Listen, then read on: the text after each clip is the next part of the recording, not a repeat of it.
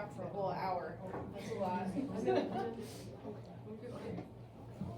So, good afternoon. Thank you for joining us today. My name is Rachel Wilbur. I'm descendant Talo and Chetco through my mother's Northern California Southern Oregon tribes. And I'm a research assistant professor at Washington State University College of Medicine, along with my colleague Kyra, who is a research project manager with Washington State. She's a degree in behavioral neuroscience, and I have the pleasure, she and I both have the pleasure of sharing with you this joint effort that we've been working on for the past couple of years with Missouri Base. So this presentation is going to be a little bit different than most of the ones that you've seen today, and that we're not talking about results from the study. We're in the early stages of this study where, so we're going to be talking about the process that we've been going through, and we're going to be asking for your help and your feedback on that process. So at the core, the project that we're going to be talking about explores epigenetics and the potential relationships between indigenous resilience and our epigenome. But it's also about partnership and about adaptation and carving out uniquely indigenous approaches to adapting Western tools to address Native health issues. So, like I said, we've been working on this project for about a year and a half, and it's evolved substantially over the course of that period of time. So in this presentation, we're going to be introducing some key concepts and then talk through our idea and process and how it's changed over the past couple of years in response to community consultation and feedback. And at the end, I'm going to ask you to join us in continuing that process because we hope to learn from the brilliance in this room to make this work even more impactful. I forgot that you're on that. So as I mentioned, this project is an equal collaboration between the people on the screen from NBIRI and Washington State. And to those of us on the team, I apologize, I pulled your pictures from the list, so you're here. So Jill Kessler is a clinical research specialist at Missouri Breaks, and she's been instrumental in guiding and shaping the project, ensuring that we're thinking critically about pushing colonial expectations around research to ensure that the project ultimately meets indigenous needs. Karen Littlewounded is Missouri Breaks research coordinator who's been involved in this project since its inception, and she's brought her lifetime of cultural knowledge and her deep experience with community-engaged research to this project.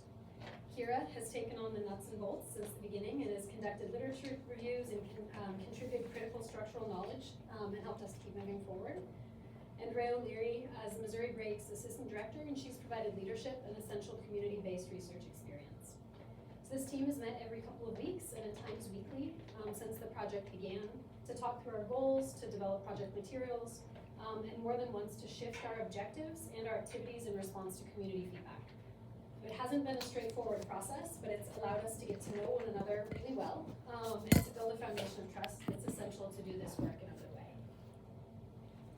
So epigenetics is a big, scary word sometimes, but I think it's helpful to break it up into parts. So epi means above, and then genetics. So this is the stuff that's happening on top of genetics.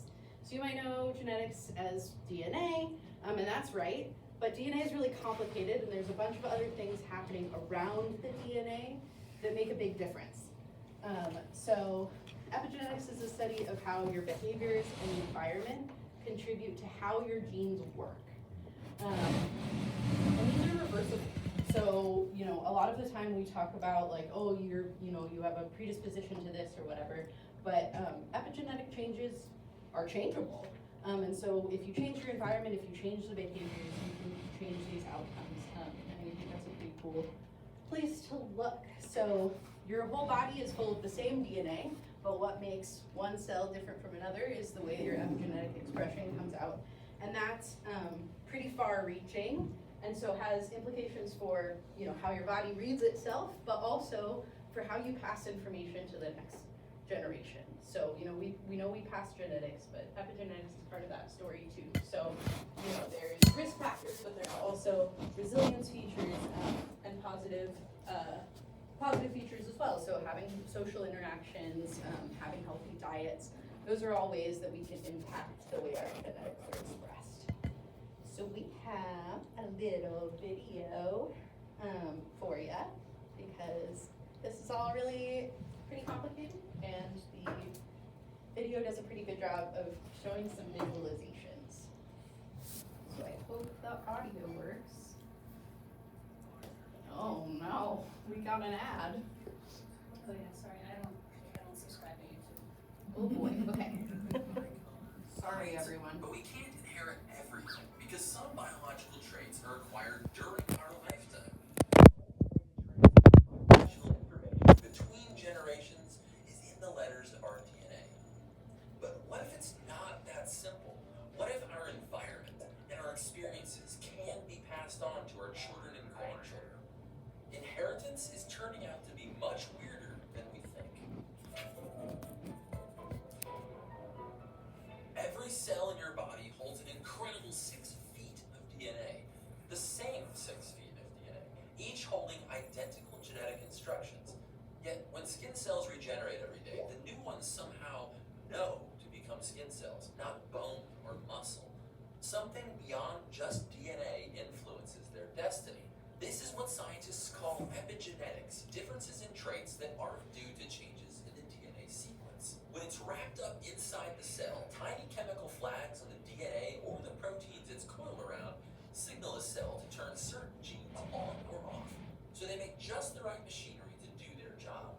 But these chemical flags are rewritten every day as organisms adapt to new environments.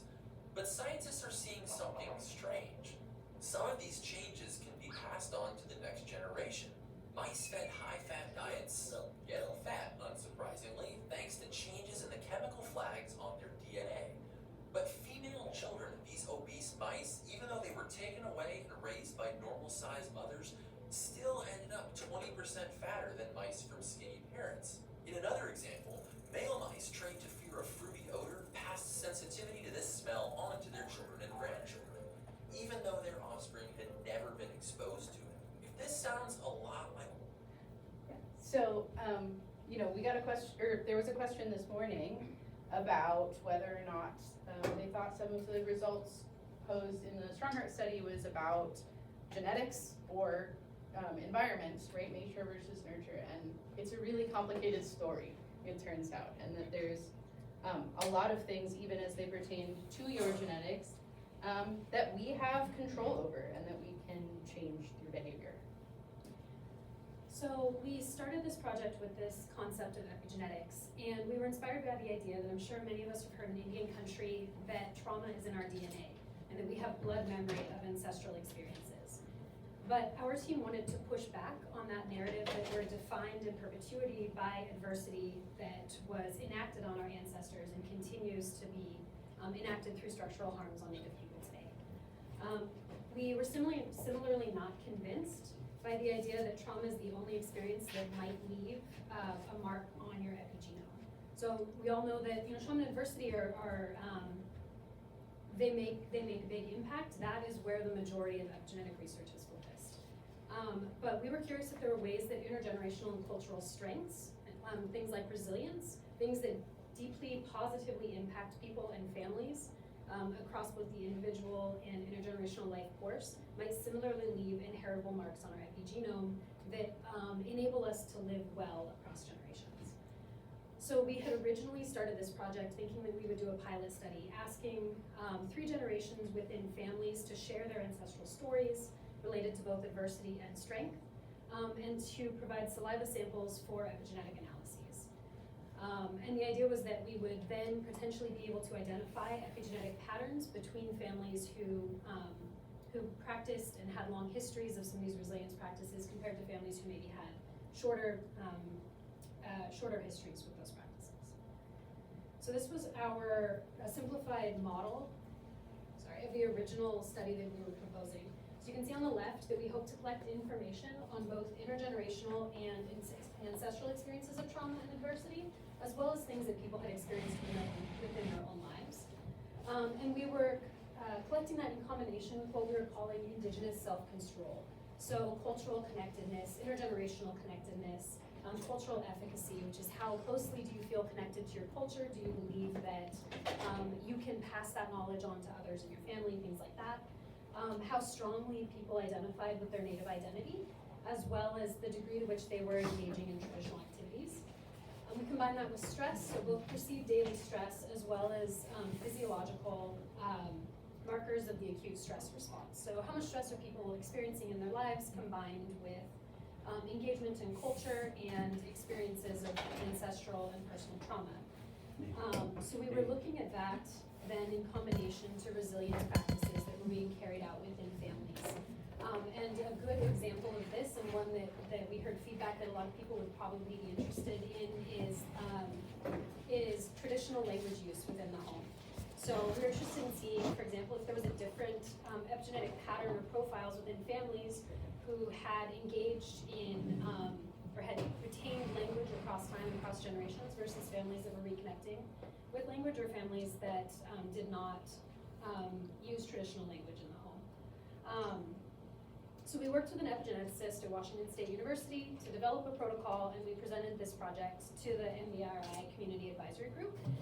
And they provided really amazing and substantial feedback around a lot of things, including cultural safety, data protections, and usefulness of the outcomes. So we have, this model, but what does that actually turn into for deliverables for the community? So the main feedback that we heard, however, was that epigenetics as a concept was unfamiliar. We heard that there was an association some people had with negative terms. And there was concern about participants being able to truly provide informed consent to participate for a concept that people just weren't familiar with and hadn't been exposed to before. So we realized that when we still believed in the value of this project and the research proposal that I just shared with you, we needed to take quite a few steps back and to work on building community capacity so that the people that we were asking to join us in this work could do so as equal partners, and that they could contribute to shaping the project in a meaningful way. And that wasn't currently possible given lack of exposure and knowledge about epigenetics as a concept. So we shifted our thinking about research as a first step to education as a foundational component of the project.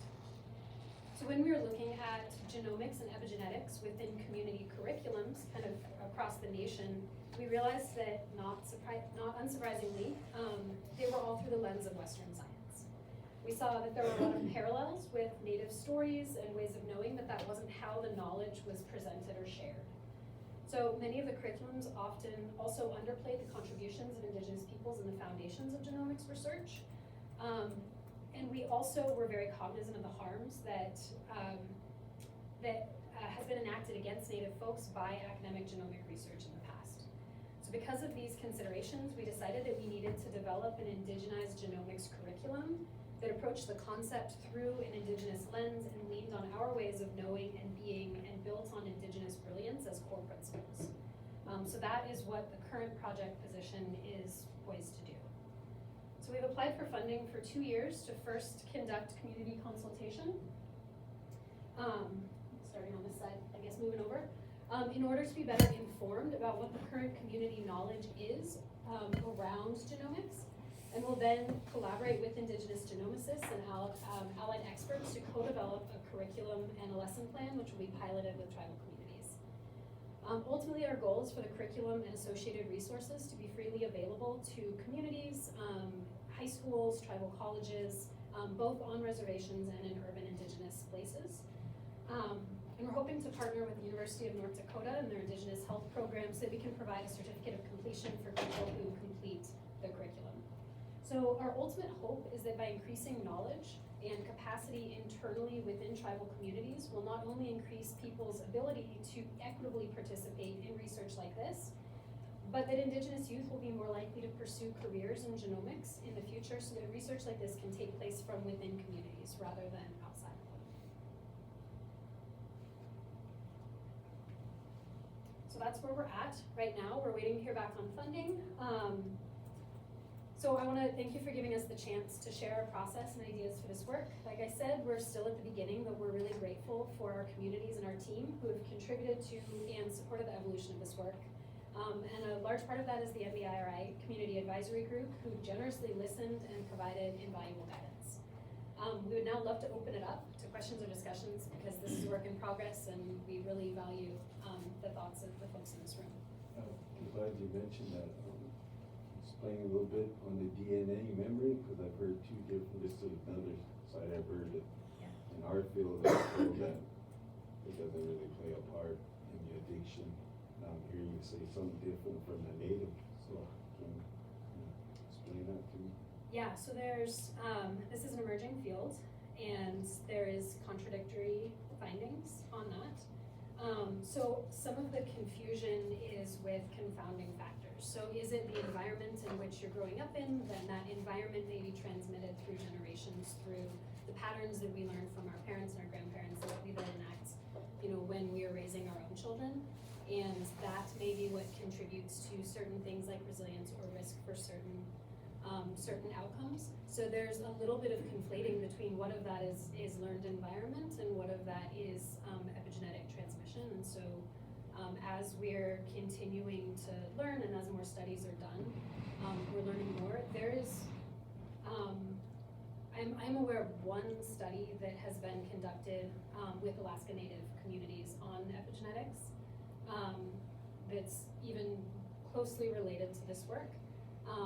And it was just kind of the tip of the iceberg. So there's just really not a lot that we do. So I guess I can't answer the question. Yeah. Kyra, So, the video talks about mice. People are not mice. But there have been human studies where we looked at like massive populations. And as Rachel mentioned, most of this work has been done historically just around trauma. And so looking at like major events like when there's famines and things like that, we do see epigenetic changes through at least 2 generations. So usually, the impact still shows up in grandkids. So we know it's happening, right? But we don't know how much, right? Like how much that is impacting the outcome behaviors, right? So it's happening and there is an effect, but whether or not that's 5% of it and the rest is environment, or, we don't know the amount that it is impacting things. I will kind of add to that. Another component of that is, Kyra mentioned that there's solid evidence for 2 generations of transmission, so grandparent and then grandchild. But the reality is that, when you have thinking of a visual that you don't have in front of you, but you have a grandmother who is pregnant with that mother who is pregnant, who then has the genetic material for that grandchild in them. So then an exposure when the grandmother is pregnant is actually an exposure for that grandchild as well. So we're not necessarily seeing transmission across generations in the way that it's often portrayed. So what will be really interesting is to better understand if we can go beyond, if these exposures then extend beyond those 2 generations. And I use exposure to mean both positive or negative exposures. I read a wonderful study started in Minnesota by Nancy Segal in 1970 and finished up in 2012. And it was a monozygotic twin study, born together, raised apart. And no matter if they were raised in a particular environment or not, when they came back with these studies decades later, the monozygotic twins had the same benefits and problems based on their genes. So nature does trump nurture. But nurture, fortunately, can change habits that are genetic or from nature. And I think there needs to be more programs like Luke was talking about, and more community participation as was historical to keep everyone the wellness and interject the spirituality and not just necessarily the historical trauma, but what's the hope for the future that we can work towards to become better as a total people on the planet, because it's kind of circular, the globe, except those people that think it's flat, and they're wrong, we're all together. But we all have our individual life stories. Okay. Thank you. Yeah, this is the image. So, folks who are assigned people on Earth who have uteruses are born with all of the eggs that they will ever have. And so that means that those eggs were largely grown in your grandmother, right? So like there's a point at which that little yellow star existed inside of a mother, and then, basically this is the 3-generational piece where there's cells that exist inside of this sort of original pregnant person that will result in eventually a grandchild, and that all is contained within one body at some point. And so we're interested in these transmissions through generation. Yeah, it's pretty interesting, because you said 3 right there, and Lakota concept of 7 generation, that's pretty interesting. Because like I said, it's just stuck in my head, and he said, no, that DNA memory, but that's more mainstream thinking, education at the master's and doctorate level, and he said, if they didn't want to veer out of that, because they said, well, I got to write paper on this, so I can't go with what you're saying, it's not data driven, our culture is not data driven. Until people like yourself just get it data driven. Right. And that's what we were so interested in, is seeing some of the parallels between the stories and the traditions that those of us on the research team and talking with friends and collaborators and family members, seeing those patterns that we were raised with and seeing parallels in what we were taught, in universities as being Western science and Western knowledge. And so we know that Native folks have been scientists forever, and we have a lot of stories and expectations and beliefs that parallel a lot of what we see within, for example, epigenetic research. And so finding ways to approach these concepts through our knowledges and our lenses that make sense to us, we think that is potentially a valuable way to be able to engage in this work. I think I remember I was on the meeting when you guys were presenting your stuff at Missouri Breaks, and we had a discussion about culturally relevant inclusion into the research. I think the majority, everybody in this room, as Lakota people, we understand the spiritual part. So, and I think I did talk about it that day, about how we're taught, or how it's explained to me specifically, is that if I want to understand something, or I want to learn something in this life, that we understand everything has a spirit for it. So that spirit for it comes back, whether it's from my grandparents or whatnot, but I want to understand more about it. So when we look at that research approach of it, how as it's simple, I heard a song, somebody was singing, and I really liked that song, but I don't know it. Rather than taking that Western European thought process and trying to listen to it over and over, recording it, as Lakota people or indigenous people from whatever nation, or even human beings, we are taught that we pray to the spirit of that song. And if we're sincere, that spirit will come to us and we'll learn that song. So same thing with research too. It's trying to, how do we take this Lakota approach, indigenous approach, Native American approach, whatever we want to say it, but trying to adapt that. And I think when we look at trauma, in resiliency, there's a generations where there was so much trauma, there's a lot of things that weren't practiced. And I think I shared the story too about the language. I'm not a fluent Lakota language speaker. My grandparents who raised me were, but they had their trauma. So again, it's trying to take that approach and understanding that each individual is going to learn it their own way, but everybody's unique in the same sense. So this generation that we're seeing today, this younger one, is trying to, how do we empower them? I was in a presentation just before we came into this one. A young girl, it's amazing to see her, what she's doing. You can see she was hesitant in regards for pronouncing certain Lakota terminology. You know what I mean? So how do we empower them? That language belongs to you, that culture, this way of life belongs to you. How do we empower them to embrace that so they can perform research in this method and bring something back for other people too? Can I add something? What my nephew said is, I'll give you a good example of that. Today my daughter had her first son. So we're really excited because in our culture he's a provider. And so we only hung him, like we hold him up in regard to all the males, because they have to endure more war and things like that, so our culture is that way.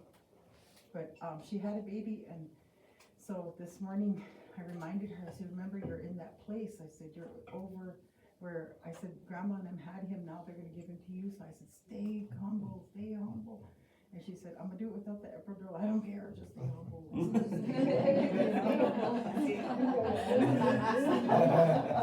So he'll come healthy, and here, he came, and she's short. She takes after, the dad's side of the family, because, her grandma's short, and here, showed me him here, oh, he's long-legged. Be a bronc rider. Yeah, so it jumped, I mean, like you said, it comes through, so now, yeah, I'm just happy. And I'm just happy to have a boy. But thank you guys for explaining this, because today our young Leons are not valued the way they're supposed to be. And there's more bad light on that, you know, shining on that. So things like this is a good study for them to, you're bringing them back into that circle like he was talking about. Yeah, you slowly, they're gonna start to come back and understand that this is a whole spiritual realm you're carrying for 9 months, you know, you're building that little being to come and handle us, you know? So, but anyway, that's all I like to talk, so I better shut up. I'm just the timekeeper. We're about 2 minutes into your break. 1:45 is the next session, so a lot of good, and I hate breaking up conversations.